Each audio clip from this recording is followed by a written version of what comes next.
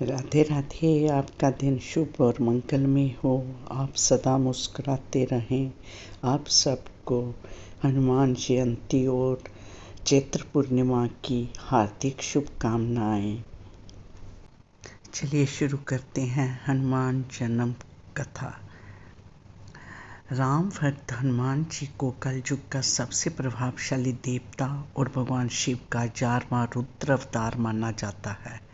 पौराणिक कथाओं के अनुसार जिस समय असुरों और देवताओं ने अमृत प्राप्ति के लिए समुद्र मंथन किया था, तब अमृत के लिए देवता और असुर आपस में ही झगड़ा करने लगे।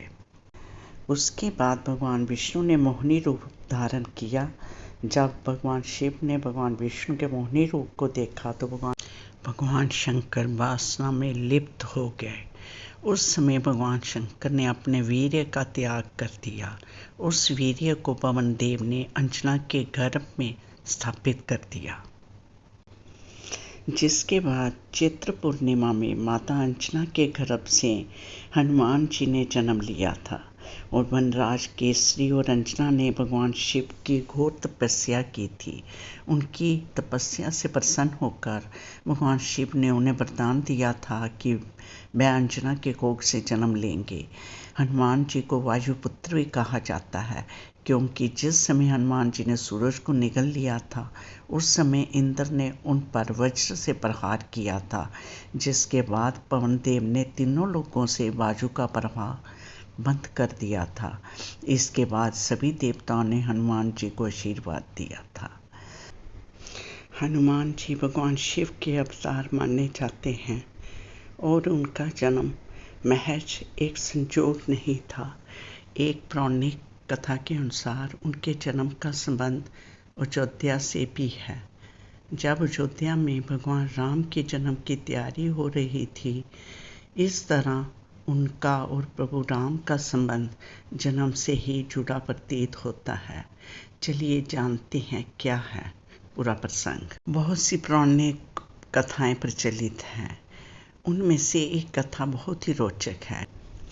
एक पौराणिक कथा के अनुसार माता अंजनी को जो वरदान मिला हुआ था कि उनके होने वाला पुत्र शिव का अंश होगा, और यही कारण है कि हनुमान जी को शिव का अवतार भी माना जाता है।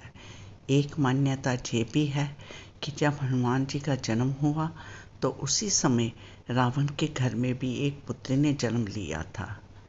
ये महज एक संजोग नहीं था, बल्कि ये दुनिया में अच्छाई और बुराई का संतुलन बनाए रखने के लिए हुआ था। एक पौराणिक कथा और भी है, जिसके अनुसार जब अयोध्या के राजा दशरथ अपनी पत्नियों के साथ पुत्र प्राप्ति के लिए हवन कर रहे थे, तो उन्हें खीर दी गई।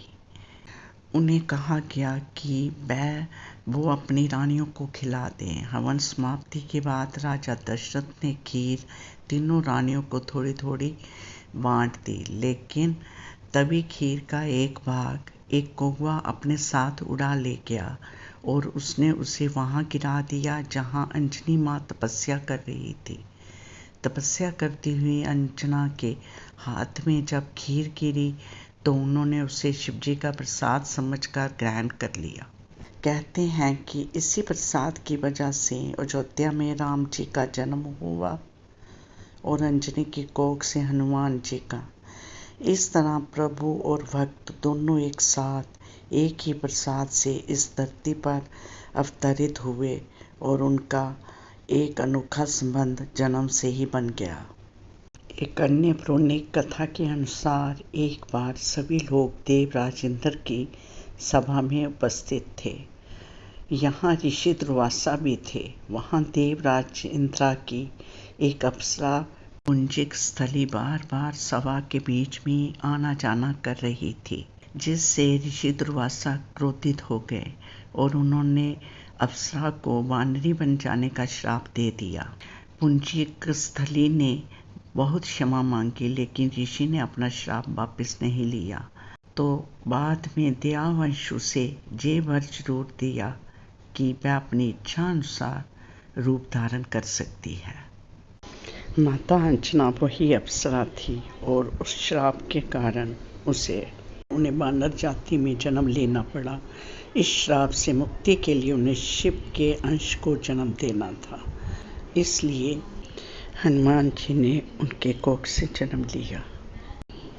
हनुमान जी की भक्ति से भय, कष्ट और नकारात्मक ऊर्जा समाप्त होती है। उनकी कृपा प्राप्त करने के लिए हनुमान चालीसा, सुंदरकांड, विशेष मंत्र जाप और व्रत करने चाहिए। जो व्यक्ति हनुमान जी के सच्चे मन से आराधना करता है, उसके जीवन में कभी किसी प्रकार का संकट नहीं आता। जय श्री राम, जय बजरंग बली, जय संकट मोचन हनुमान।